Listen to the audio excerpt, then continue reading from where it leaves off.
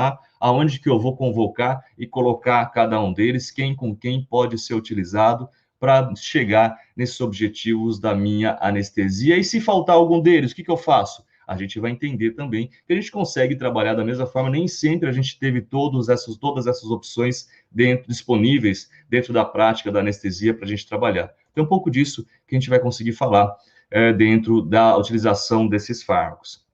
Esse mecanismo de ação dos agentes venosos, né, desses agentes que a gente está falando. A gente não vai entrar na manutenção muito da anestesia inalatória, a gente está falando de indução anestésica, e basicamente a indução anestésica propriamente ela é feita com fármacos injetáveis. A gente pode sim fazer de uma forma com fármacos inalatórios, pacientes um pouco mais debilitados, com agentes corretos, isoflurano ou sevoflurano, a gente consegue fazer uma boa indução anestésica também. Pacientes rígidos, onde eu quero de uma forma introduzir a indução anestésica de forma halogenada, é um tanto quanto difícil, eu não tenho a gente não consegue ter uma boa experiência dessa forma. Então, a gente fala propriamente na prática, na rotina, o que a gente usa são fármacos injetáveis para fazer a indução anestésica de uma forma rotineira, tá bom? Qual que é o mecanismo de ação desses fármacos? A gente falou quais são os objetivos, quais são os fármacos, e dentre esses fármacos, aonde que eu quero chegar no mecanismo de ação de cada um deles. Por exemplo, hipnóticos, a gente sabe que vai atuar em receptor GABA, os hipnóticos vai atuar em receptor GABA, abrindo canais de cloro, aumentando o influxo de cloro para dentro da célula. Basicamente, é esse o mecanismo da maioria dos fármacos hipnóticos, mecanismo principal de ação desses fármacos. Benzodiazepínicos, tiopental, propofol, etomidato, quem mais? Os dissociativos, de uma certa forma indireta, também vai fazer isso. A cetamina, que está aqui embaixo, falando do antagonismo do receptor NMDA e bloqueios de canais de cálcio, também de forma indireta vai abrir canal de cloro por um outro lado do receptor. Então, tem essas ações, sempre que a gente fala de receptor GABA, hipnóticos, a gente lembra de depressão, de sedação do nosso paciente. Opioides, alfa-2, sulfato de magnésio, cetamina, lidocaína, são fármacos que vão atuar em receptores opioides, os opioides Mi, Sigma, Delta e Kappa, os alfa-2 agonistas em receptores alfa-2, e cetamina e lidocaína como antagonista de receptor NMDA, e atuando, bloqueando canais de cálcio e sódio, é a forma de ação desses fármacos. E os bloqueadores neuromusculares vão bloquear a ação da acetilcolina na placa motora, promovendo esse relaxamento muscular. Então, essas as formas, de uma forma rápida, de ação de cada um desses fármacos que vão agir dentro lá da indução anestésica e a manutenção da anestesia do nosso paciente. De novo, um pouquinho lá no histórico, essa breve história da anestesia agora, da anestesia intravenosa. A gente sempre fala da história da anestesia, olha só que interessante. A gente fala da história da anestesia, como eu falei lá no primeiro dia, e a gente comenta que a anestesia lá em 1846, um experimento com óxido nitroso do Horace Wells, do Thomas Green Morton, que fizeram lá nessa época, onde retirou uma formação cervical do aneoplasia no paciente sem que ele sentisse dor. Mas ele usou ali um fármaco inalatório, um óxido nitroso foi utilizado, e o éter, era feito experimentações também nessa época. A gente não comenta sobre a anestesia intravenosa, que também já vinha sendo utilizada concomitante nesse mesmo tempo. E a gente vai entender um pouquinho da evolução dessa anestesia desde lá do século XVII, 1600 e pouco, quando foi descoberta que a pena de galinha poderia ser utilizada por Percival Christopher como um injetor, né, de fármaco na veia do nosso paciente, ou de alguma forma conseguir utilizar como uma cânula para injeção. Começaram a ser estudados os fármacos que podiam ser utilizados de forma injetável.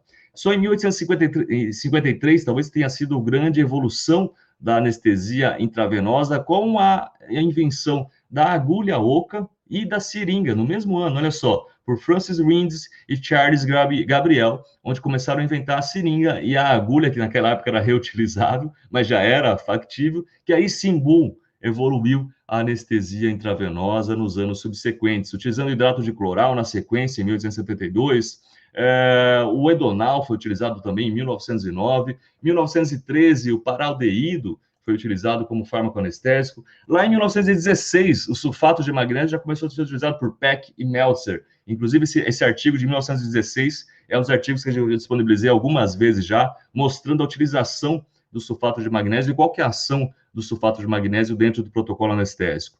1921, álcool etílico, né? Percebia as ações analgésicas e hipnóticas do álcool etílico se fosse injetado ou utilizado o paciente. Barbitúricos, na mesma época, em 1927, por Lande novamente. Em 1932, os barbitúricos imperaram aí até o final da década de 30, onde a anestesia era propriamente opioide free. Depois, em 47, vocês viram ali, com a introdução da meperidina, também começaram a ser introduzidos opioides dentro dos protocolos anestésicos, tirando essa ação total só dos fármacos hipnóticos e colocando analgesia, diminuindo as intercorrências, as instabilidades hemodinâmicas que aconteciam no paciente. Dessa forma, conseguia dar maior estabilidade para o paciente e segurança durante a anestesia. Dessa forma que conseguiam fazer essa manutenção e a mudança desses protocolos anestésicos.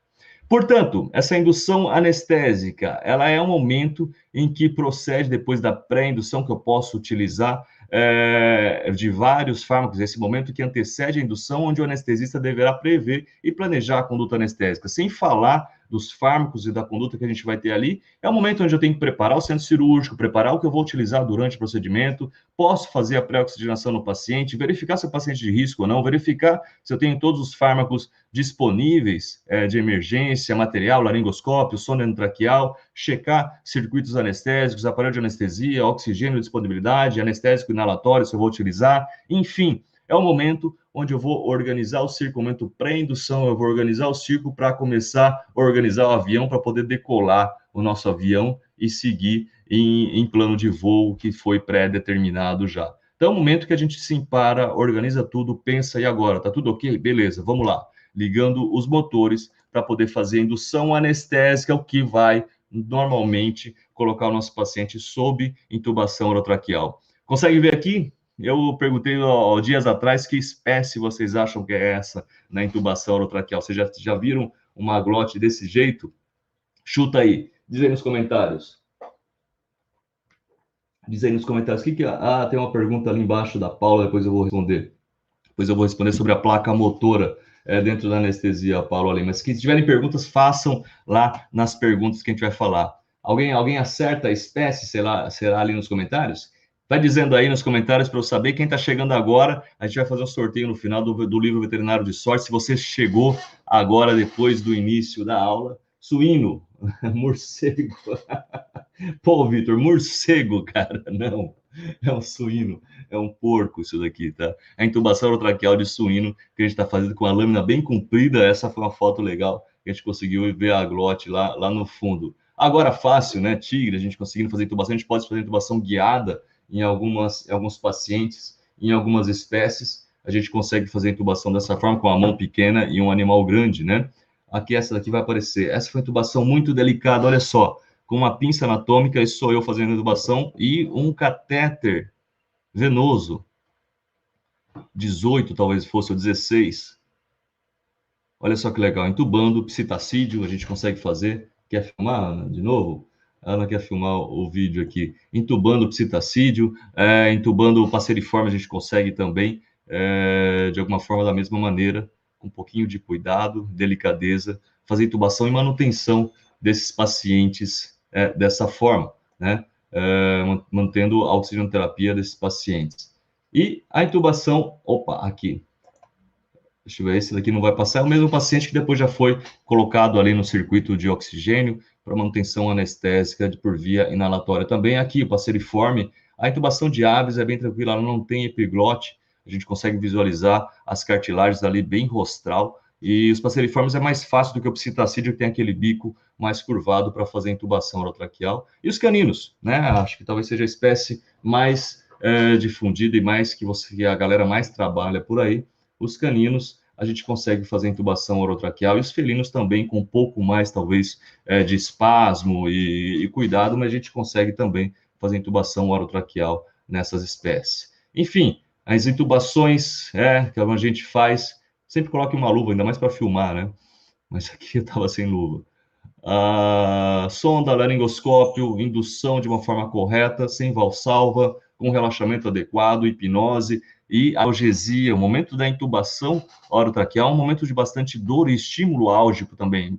Imaginem vocês, a gente está introduzindo e algumas pessoas relatam que o estímulo de dor é como o estímulo de uma facada no paciente, é o estímulo de uma intubação orotraqueal. Por isso, meu paciente, além de estar relaxado, além de estar sob hipnose, ele tem que estar com analgesia também, porque senão há estímulo nociceptivo, há estímulo em sistema nervoso central, ele vai sentir isso. Então, eu tenho que produzir analgesia para o meu paciente, além do relaxamento e da hipnose que eu estou fazendo.